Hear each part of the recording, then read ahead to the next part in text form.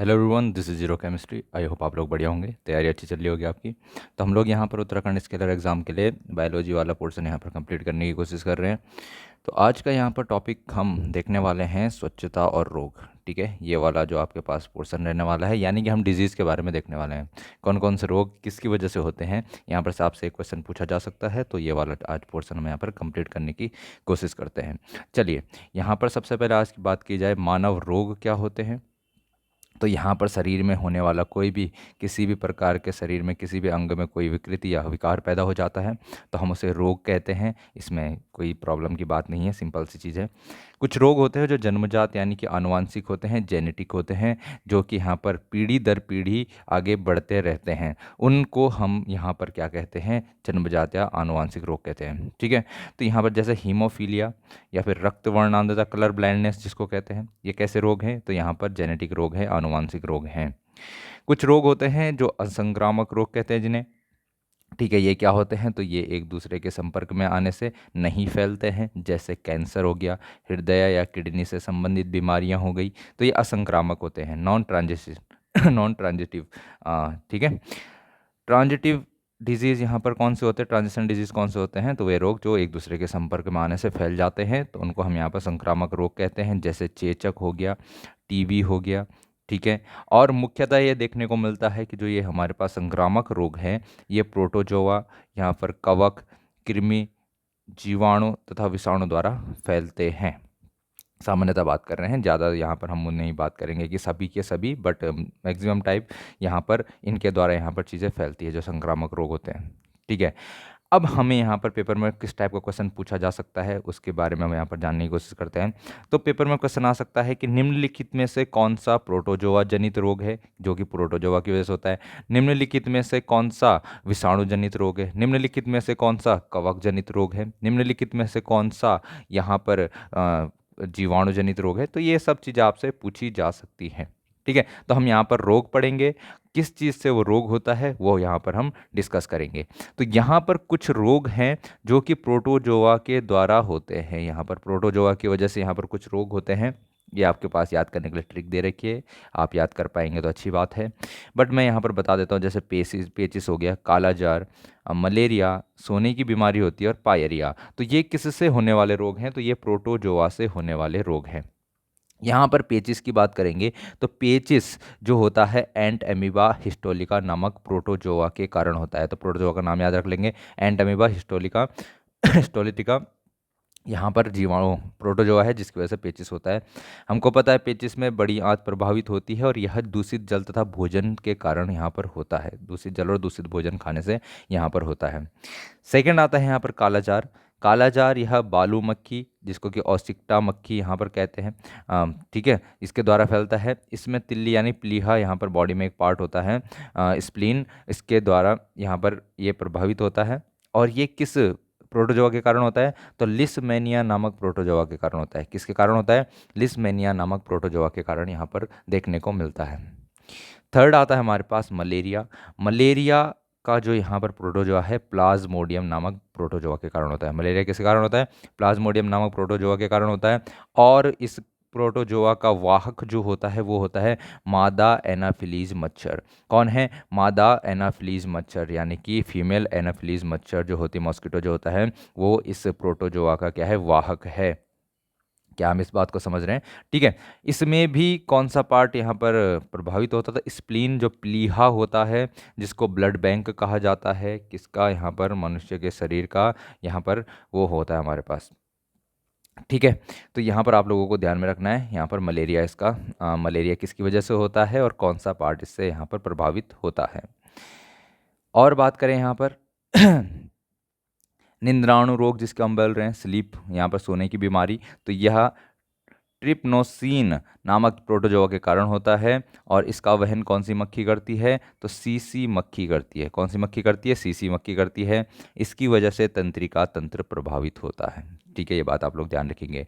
और यहाँ पर पायरिया की बात करेंगे तो ये एंट अमीबा जिंजीबेरी नामक यहाँ पर किसके द्वारा ये क्या चीज़ थी, प्रोटोजोआ के कारण होता है, दूषित जल में पाया जाता है और इससे मसूड़े यहाँ पर प्रभावित होते हैं। कौन प्रभावित होते हैं, मसूड़े प्रभावित होते हैं। ओके, ये बात आप लोग ध्यान में रखेंगे। तो ये कुछ रोग है, देखो कुछ इसमें एक्सप्लेन करने वाली चीज़ें नहीं हैं, आप लोग डायरेक्टली इनको ध्यान रखेंगे। मैं एक बार जस्ट यहाँ पर आपको डिक्टेट कर दूंगा चीज़ें किस तरीके से यहाँ पर होने वाली हैं।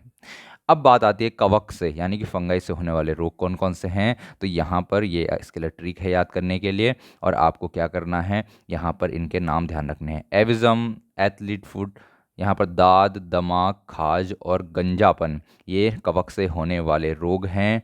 ठीक है, तो सीधे आप लोगों को ये चीज़ें ध्यान में रख लेनी है। ठीक है, कवक से होने वाले रोग हैं। फिर आते हैं यहाँ पर नेक्स्ट, कृमि। कृमि से होने वाले रोग कौन कौन से हैं। तो कृमि से यहाँ पर रोग कौन से होते हैं, कृमि हेलमिंथीज। आपने देखा होगा कि जो हमने यहाँ पर क्या करा था, classification of elements and plants, वहाँ पर एनिमल्स का जो क्लासिफिकेशन किया था, उसमें भी हमारे पास कुछ कृमि आते थे, उनके यहाँ पर आपके देखने को मिलेगा। जैसे यहाँ पर मैं बात करूँ, फाइलेरिया, शिलापद जिसको कहने वाले हैं, यहाँ पर फील पाँव भी कहते हैं इसको, हाथी पाँव भी कहते हैं। ये किसके कारण होता है, तो वुचेरिया नामक गोल कृमि के कारण होता है। किसके कारण होता है, वुचेरिया नामक गोल कृमि के कारण होता है। इसमें कौन प्रभावित होता है, तो लसिका तंत्र होता है जो मनुष्य का, वो प्रभावित होता है। ठीक है, और इसको यहाँ पर वहन करने का काम, ट्रांसपोर्ट करने का काम कौन करता है, तो क्यूलेक्स, मादा क्यूलेक्स मच्छर करती है। कौन करती है, मादा क्यूलेक्स मच्छर यहाँ पर करती है। ये बात आप लोगों को ध्यान में रखनी है।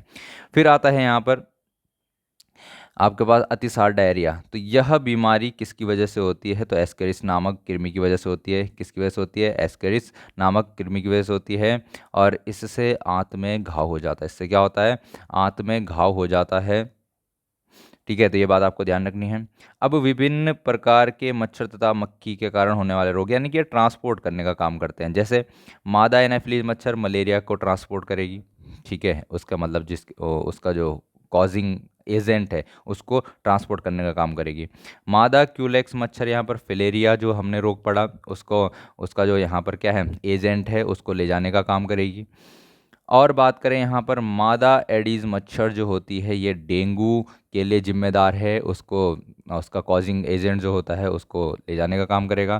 फिर मादा सीसी मच्छी जो है, मक्खी जो है सोने की बीमारी, स्लीपिंग सिकनेस जिसको हम कह रहे हैं, घरेलू मक्खी हैजा फैलाने के लिए जिम्मेदार होती है।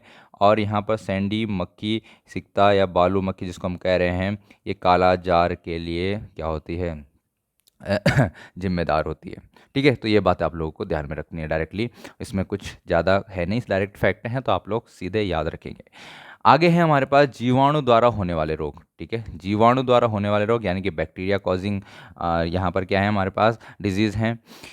इसमें ये आपके पास ट्रिक यहाँ पर दे रखी है। और बात करें यहाँ पर डिफ्थीरिया हो गया, प्लेग हो गया, यहाँ पर सिफिलिस हो गया, आपके पास टिटनेस हो गया, काली खांसी, कुष्ठ रोग हो गया, टाइफाइड, टीबी, निमोनिया और हैजा जो है, यहाँ पर क्या हैं, किससे होने वाले रोग हैं, जीवाणु द्वारा होने वाले रोग हैं। किसके द्वारा होने वाले रोग हैं, जीवाणु द्वारा होने वाले रोग हैं। यहाँ पर बात करें डिप्थीरिया से, तो डिप्थीरिया किससे संबंधित है, तो श्वसन तंत्र से संबंधित है। इसके लिए बचाने के लिए डीपीटी टीका लगता है। ठीक है, प्लेग, नेक्स्ट रोग है प्लेग। प्लेग को काली मौत भी कहा जाता है और ये चूहों के द्वारा फैलता है। सिफिलिस, सिफिलिस तथा ग्लोनेरिया, ये दोनों के दोनों जनन तंत्र से संबंधित रोग है। किससे संबंधित रोग है, जनन तंत्र से संबंधित रोग है, रिप्रोडक्टिव सिस्टम से संबंधित रोग हैं। टिटनेस, यहाँ पर इसको हम धनुष टंकार या फिर लुकजॉ भी कहते हैं। इसके मरीजों को अंधेरे रूम में रखा जाता है। इससे रिलेटेड ये ज़्यादा जानकारी की ज़रूरत नहीं है। कुष्ठ रोग, कुष्ठ रोग में शरीर के अंग कट कट कर गिरने लगते हैं। तो देखो तुम्हें क्या करना है, तुम्हें इनके इनसे होने वाले ये मतलब किस चीज़ से ये हो रहा है और किस चीज़ को प्रभावित करता है वो जानना जरूरी है। जैसे जीवाणु से होने वाले रोग है तो डायरेक्टली आपको एक ऑर्डर याद रखना है कि जीवाणु से होने वाले रोग कौन कौन से हैं, विषाणु से होने वाले रोग कौन कौन से हैं। एक ऊपर ऊपर का आइडिया अगर आप लोगों को हो जाता है तो आपके पास वहाँ पर से क्वेश्चन बन जाएगा।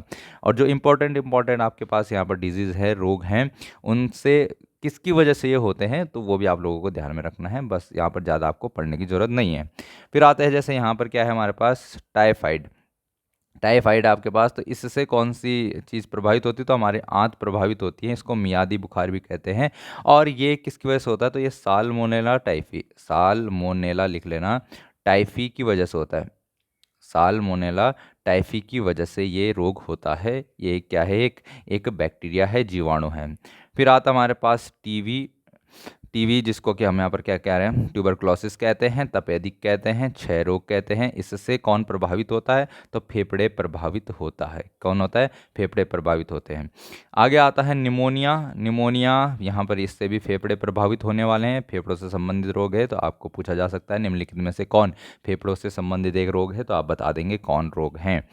हैजा आता है, फिर कोलेरा जिसको कहते हैं, ये आंत को प्रभावित करता है। किस वजह से होता है, दूषित जल तथा भोजन की वजह से यहाँ पर ये होता है। आप लोग इसको भी डायरेक्टली ध्यान रख लेंगे। ओके, फिर हमारे पास आते हैं विषाणु जनित रोग, विषाणु से होने वाले यानी वायरस से होने वाले रोग कौन कौन से हैं, तो एड्स हो गया, डेंगू, पोलियो, इन्फ्लुएंजा, गलसुआ, यहाँ पर खसरा, ट्रैकोमा, हेपेटाइटिस, हर्पीज, रेबीज, ये सब क्या हैं, यहाँ पर किसकी वजह से होने वाले रोग हैं, यहाँ पर विषाणु से होने वाले रोग हैं। यहाँ पर छोटी माता आ जाती है, और मेनिंजाइटिस भी यहाँ पर विषाणु से होने वाले रोग हैं।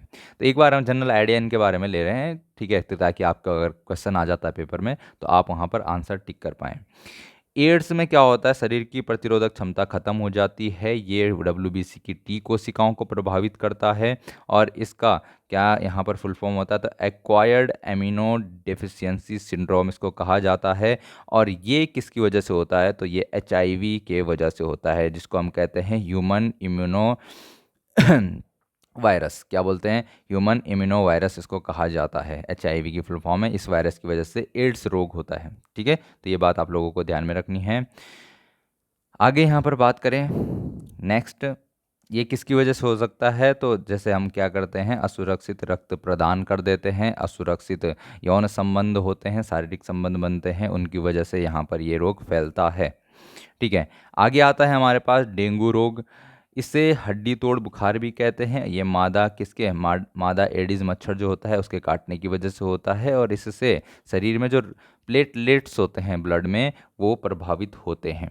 ठीक है, आगे आता है हमारे पास पोलियो। पोलियो भी एक वायरस से होने वाला रोग है, इंट्रो वायरस द्वारा फैलता है।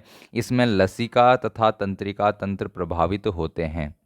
ध्यान रखने वाली बात है, पोलियो ड्रॉप की खोज एडवर्ड सेविट ने की थी, जबकि पोलियो का टीका जोनल सॉल ने यहाँ पर खोजा था। ठीक है, तो एडवर्ड सेविट ने यहाँ पर क्या किया था, एडवर्ड सेविट ने यहाँ पर पोलियो ड्रॉप की खोज की थी, और पोलियो का टीका जोनल सॉल ने यहाँ पर खोजा था। सॉरी, पोलियो भी दूषित जल और दूषित भोजन खाने से यहाँ पर होता है। 27 मार्च 2014 को WHO ने क्या कर लिया था, भारत को पोलियो मुक्त देश घोषित कर लिया था। फिर आता है इन्फ्लुएंजा। इन्फ्लुएंजा भी वायरस की वजह से होने वाला रोग है। इससे श्वसन तंत्र प्रभावित होता है। सामान्य भाषा में क्या कहते हैं, इसको फ्लू कहते हैं।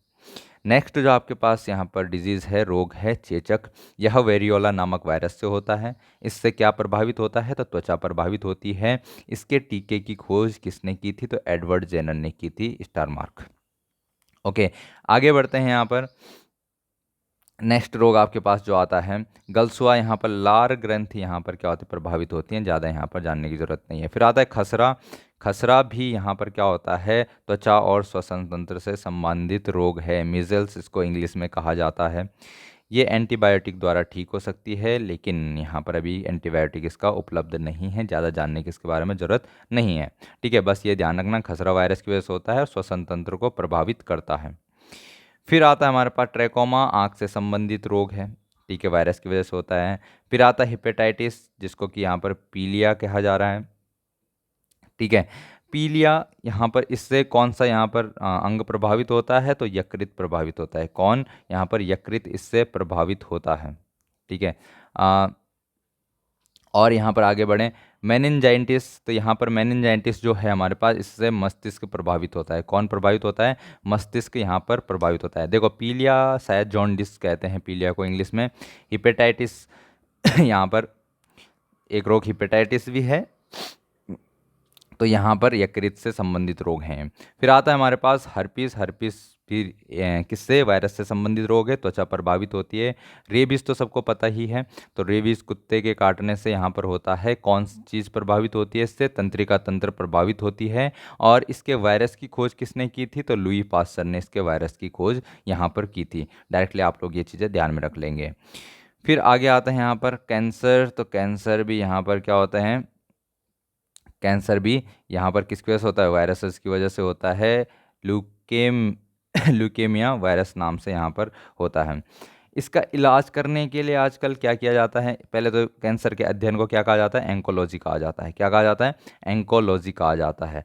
इसका जो इलाज किया जाता है वो कोबाल्ट के एक आइसोटोप समस्थानिक के द्वारा किया जाता है, कोबाल्ट 60। ठीक है, और यहाँ पर ये चीज़ आप लोगों को ध्यान में रखनी है, बस इतना ही यहाँ पर आपको पढ़ना है इसके बारे में। आगे डेफिशिएंसी डिजीज़ देख लेते हैं, जो कमी से होने वाले रोग हैं। तो सबको पता है एनीमिया रोग जो है किस पोषक तत्व की कमी से होता है, तो आयरन की कमी से होता है। डायरेक्टली ध्यान रखेंगे।